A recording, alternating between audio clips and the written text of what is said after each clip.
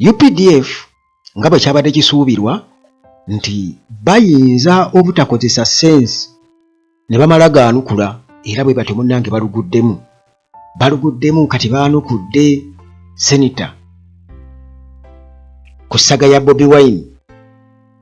Kaakati bano munnange message gye bawadde eya defiance nga bagezaako okubeera nga baddamu Senator eyabagugumbudde ku nsonga z'ebyo ebyogerwa ebiwanikibwa ku mutimbagano ku mukutu gwa X CDF Muhoozi Kainerugaba nti bano balemeddwa okutuula okulowooza ennyo ebiyinza okuva mu nsonga eyo kubanga munnange omuntu bw'akugamba nti okuloosinze line red line kiba kitegeeza nti oyingidde mu zooni y'olutalo kye kiba kitegeeza nti wonna waasinziira asobola okukuba ku mutwe ng'akozesa amaanyi n'obusobozi bwe bwonna, naddala singa omuntu oyo muba mulina enkolagana mu ango ez'enjawulo asobola okusinziira eyo n'akubalula.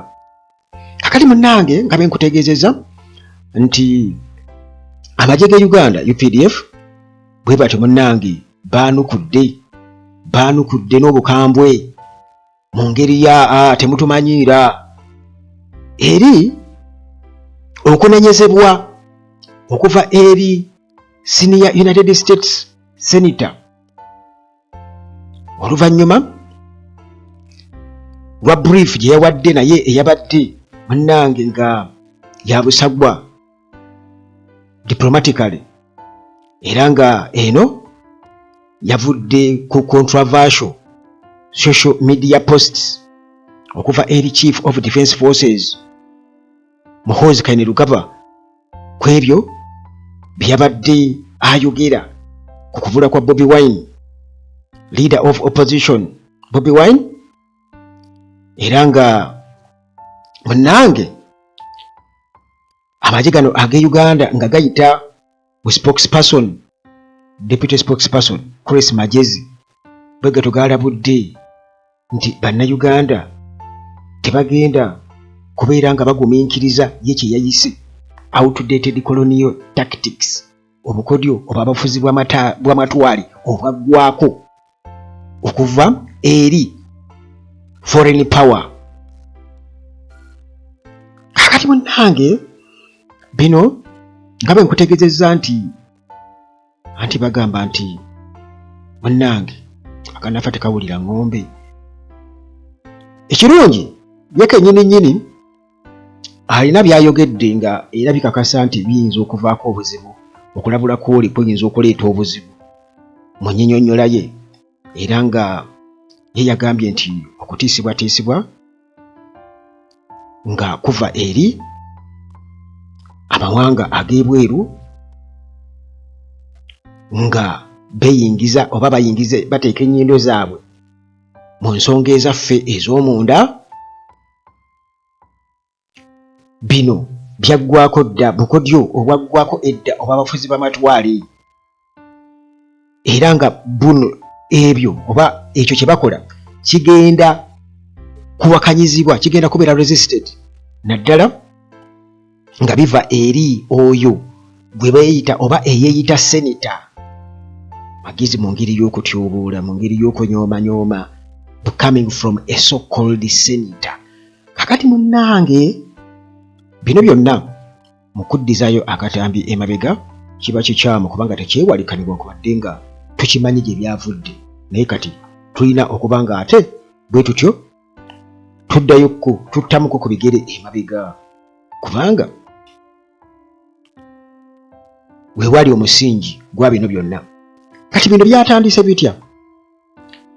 Muhoozi byatandise anenya embasa ya US wano mu Kampala okuyambako Bobi Wine okutoloka mu makaage, okutoloka okuva mu makaage, era ng'agamba nti nno Bobi Wine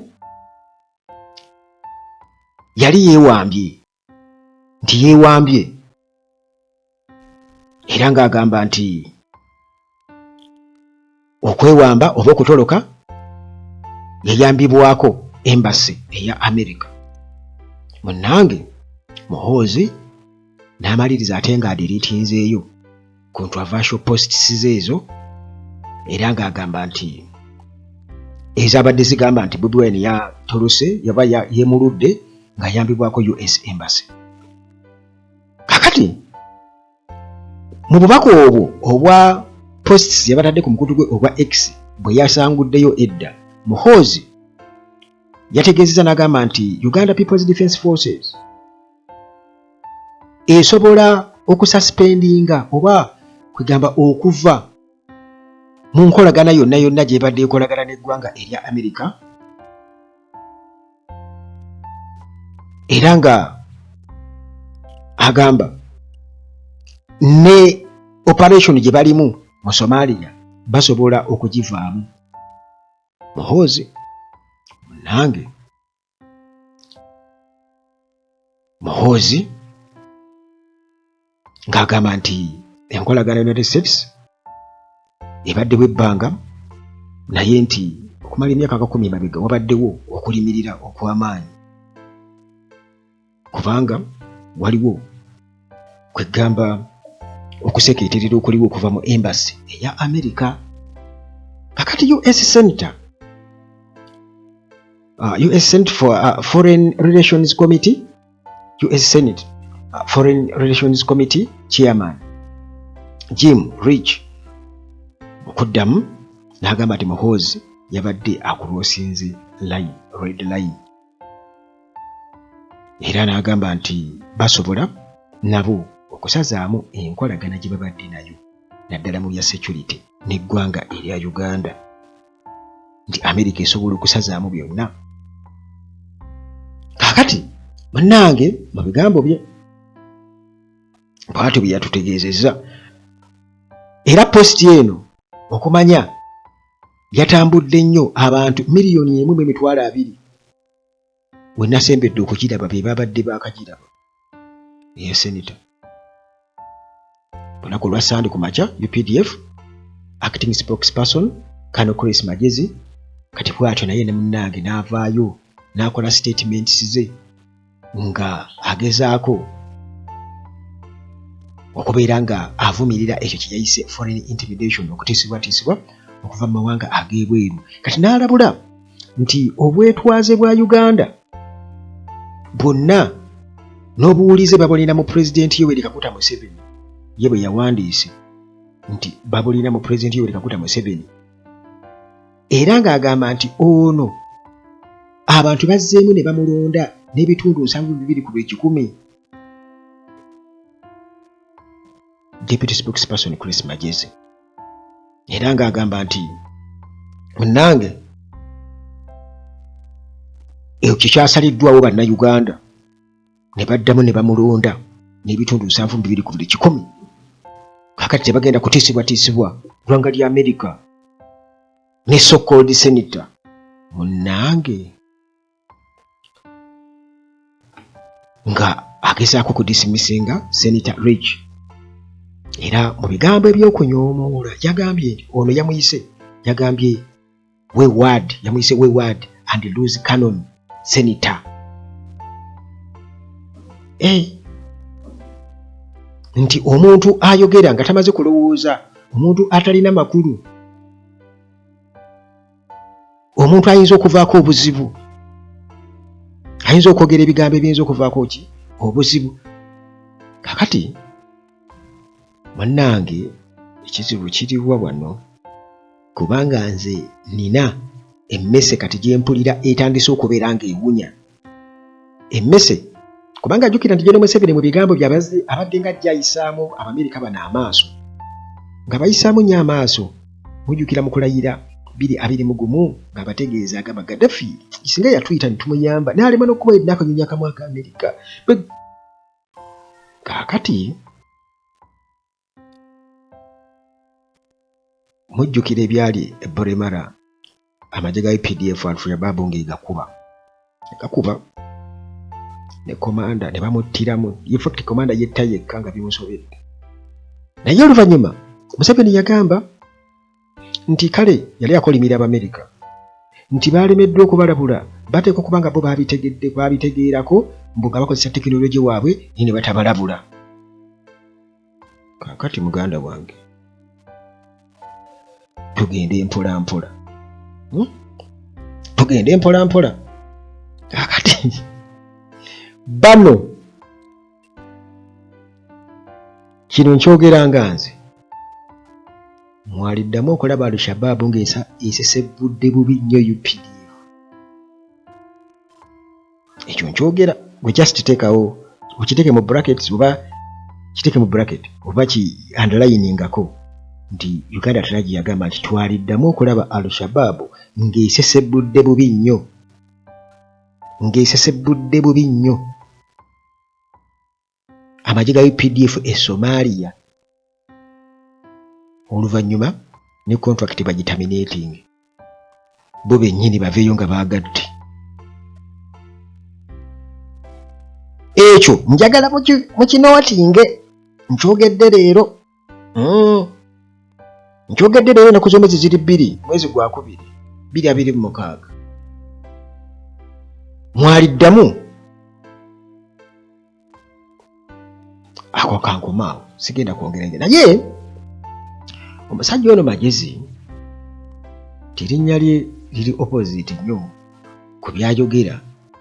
Alina okukimanya nti nno teri nsi nga eriko kazinga ku lwayo. Nti osobola okubeera nga osobola okuzikiza okusirisa bannansi nga mukozesa amaanyi g'emmundu n'okubatulugunya mubakolako effujjo ne mulowooza nti nno bigenda kubeera unaccounted for, tewali alina kwanukula ku byo mu international community.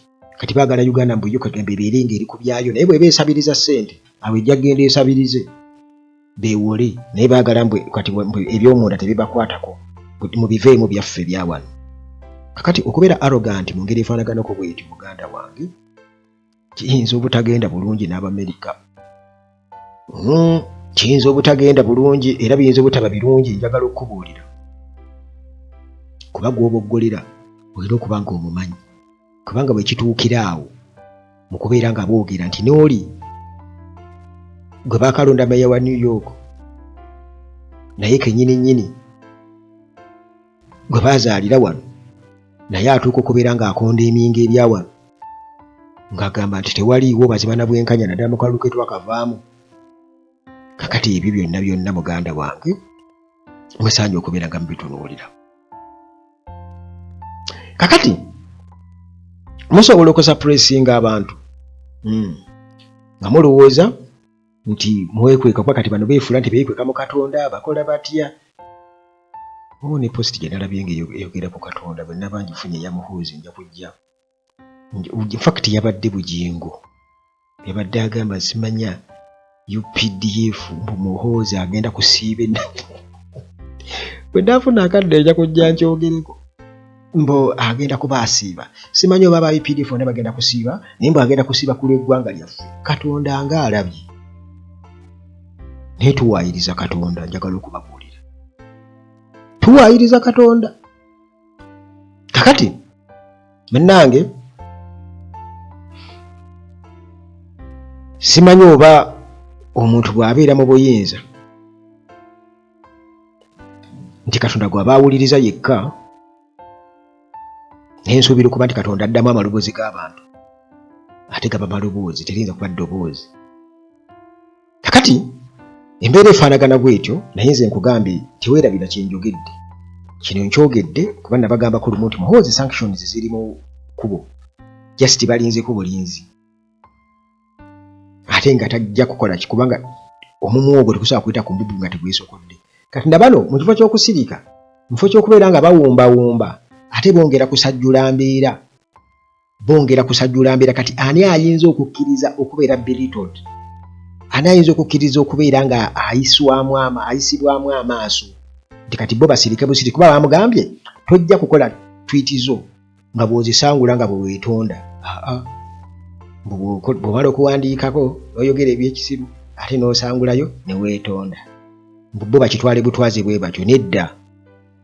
Kati kati munnange olemedde okugwambako kitaawo, olemedde okugwambwako buli omu, kati kitegeeza nti bo bali balina okubeera nga bakugamba. Kati banno bano zino embwazo eziboggola ziba zoolekedde okufuna ebizibu.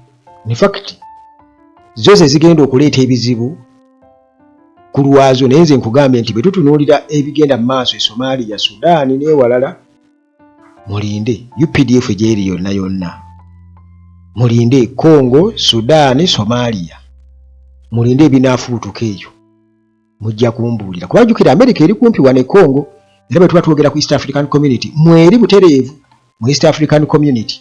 Kati nyinza okuba nga be bagenda okujja okutereeza wano, kubanga amawulire amalala gennina gali international ku ggye lya Rwanda lyavuddeyo Congo, naye yeegera kuba mboozi ndowooza nkunnyonnyole biki ebigenda mu maaso. Baweereddwa wenza okuva wa? Kanzije kankomewo, Mukama akuume.